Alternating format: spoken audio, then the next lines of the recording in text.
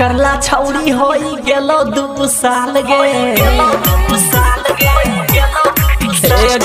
बात करला छौरी होई गेलो 2 साल गे अभियो हम मानै छियौ छौरी तोरा माल गे बात करला छौरी होई गेलो 2 साल गे अभियो हम मानै छियौ छौरी तोरा माल गे अभियो हम मानै छियौ छौरी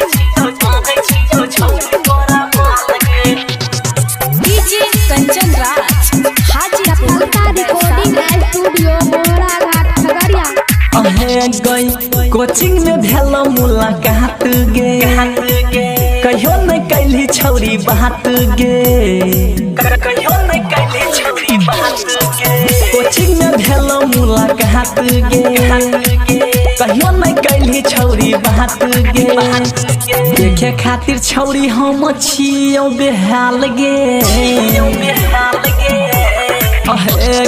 देखे खातिर छौरी हम छियौ बेहाल गे अभियो हम मानै छियौ छौरी तोरा माल गे बात करला होई गेलै छौरी 2 साल गे अभियो हम मानै छियौ छौरी तोरा माल गे अभियो हम मानै छियौ छौरी तोरा माल गे DJ Kanchan Raj Hajipur recording studio मोरा घाट खगड़िया अहे गई छोड़ के तू गेली ससुराल गे वही से भेल बुरा हाल गे